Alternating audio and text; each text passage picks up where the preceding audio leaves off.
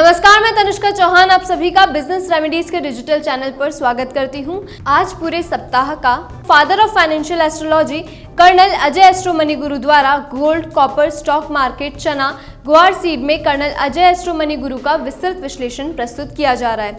उनके द्वारा financial astrology के मुताबिक आज के मार्केट का भविष्य एवं राशिफल बताया जा रहा है। हमारे विशेष प्रोग्राम में कर्नल अजय सर आपका स्वागत है। दोस्तों, इस विशेष एपिसोड में हम चर्चा करने वाले हैं अगले सप्ताह क्या संभावना बनेगी 5 जुलाई सन 2021। याद रखिएगा, शेयर बाजार, कमोडिटी बाजार या फिर एग्रोजीन्स या फिर करेंसी बाजार के अंदर यदि आप अग्रिम अनुमान लगाएंगे, अग्रिम आकलन करेंगे और यदि वो सही है तो निश्चित माने आप दूसरों से आगे चलेंगे। फाइनेंशियल एस्ट्रोलॉजी हमेशा से ही आपको अग्रिम आकलन, अग्रिम विश्लेषण करने में सक्षम है और हम लगातार आपको हर सप्ताह अग्रिम अनुमान देते हैं जो कि काफ़ी हद तक सही साबित होता है। सबसे पहले हम चर्चा करेंगे ग्रह स्थिति पर।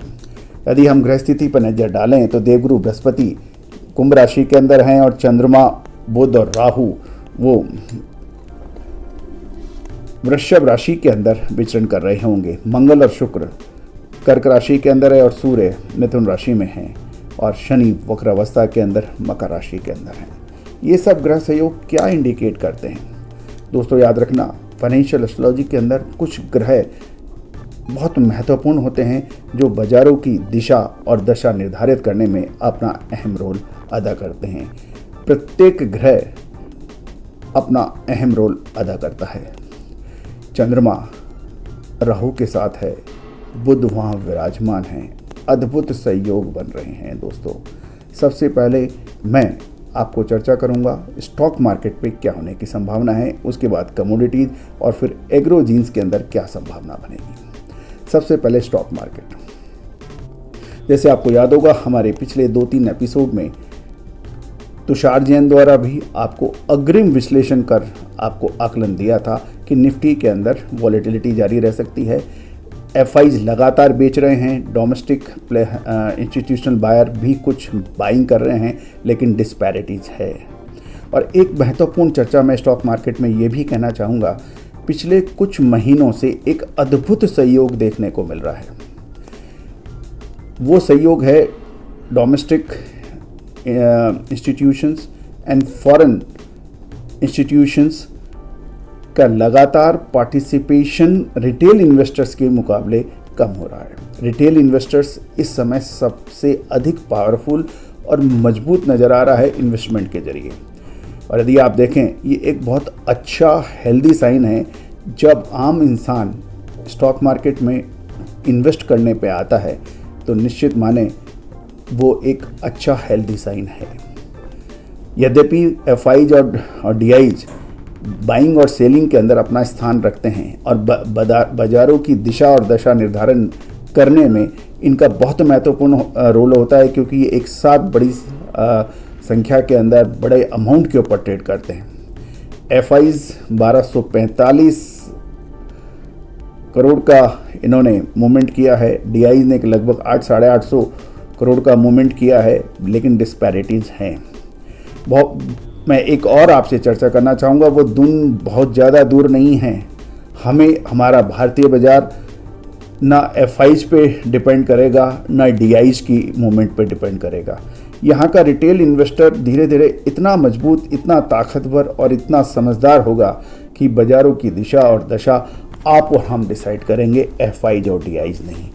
देखिए अब क्या संभावनाएं बनती हैं अगले सप्ताह। 5 जुलाई सन 2021 महत्वपूर्ण सप्ताह होगा। मेटल स्टॉक पे नज़र रखिए, फर्टिलाइजर स्टॉक्स पे नज़र रखिए, फार्मा स्टॉक्स के ऊपर नज़र रखिए। इसके अतिरिक्त मेटल स्टॉक्स के अंदर भी सरकारी क्षेत्र की कंपनियों पे भी नज़र रख सकते हैं। मेटल, फर्टिलाइजर, शुगर और पावर स्टॉक्स के ऊपर आप नज़र रखेंगे तो मुझे लगता है कि आप जीत जाएंगे, आप लाभ कमाने की स्थिति में हो सकते हैं। हम नज़र रखेंगे हिंदुस्तान कॉपर, सरकारी क्षेत्र की सबसे बड़ी कॉपर की कंपनी। हम नज़र रखेंगे वेदांता के ऊपर, ग्लोबल प्लेयर है मेटल के अंदर, इसको आप इग्नोर नहीं कर सकते। हिंदुस्तान जिंक पे भी नज़र रखेंगे, बहुत महत्वपूर्ण कंपनी है और सिल्वर का स्मेल्टर भी इसके पास होता है। हम नज़र रखेंगे ग्लोबल जॉइंट फाइजर पर। फाइजर के बारे में मुझे बहुत ज़्यादा बात करने की ज़रूरत नहीं है। आपको याद होगा फाइजर वो कंपनी है जिसने सबसे पहले कोविड-19 की वैक्सीनेशन की शुभ समाचार दिए थे। इसकी अग्रिम आकलन हमने भी किया था। हमने आपको बताया था कि पेंडेमिक की वैक्सीन कब तक आ जाएगी और कौन सी कंपनी होगी जो सबसे पहले शुभ समाचार देगी। इसका भी हमने आपको अग्रिम आकलन किया था। फर्टिलाइज़र स्टॉक्स में चंबल फर्टिलाइज़र पर नज़र रखनी उचित रहेगी। नेशनल फर्टिलाइज़र पर नज़र रखनी बहुत ज़रूरी है। इनके ऊपर आप नज़र रखें तो मुझे लगता है कि अगले सप्ताह के अंदर आप लाभ कमाने की स्थिति में रहेंगे। ये थे शेयर बाजार का आकलन। अब हम चर्चा करेंगे कमोडिटी बाजार पर क्या संभावना है।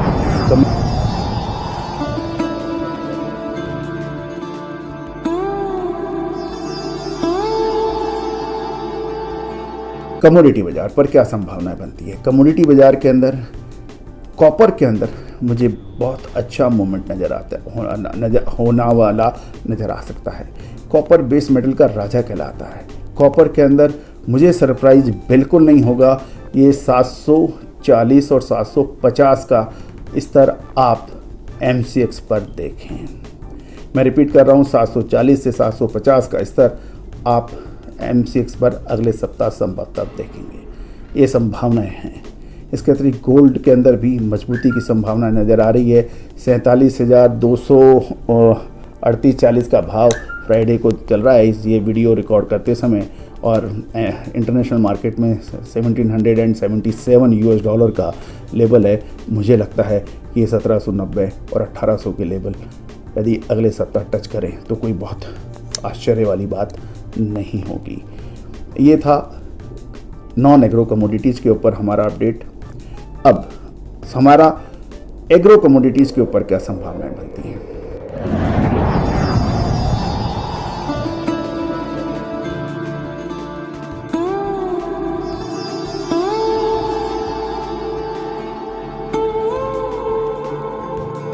एग्रो कमोडिटीज़ के अंदर राइस, शुगर, इनके अंदर तेज़ी की संभावनाएं बनती हैं। राइस शुगर के ऊपर आप नज़र रखें तो मुझे लगता है कि इसके अंदर तेज़ी बनेगी। इसके अतिरिक्त यदि हम देखें वीट के अंदर भी बड़ी मजबूती की संभावनाएं बन सकती हैं।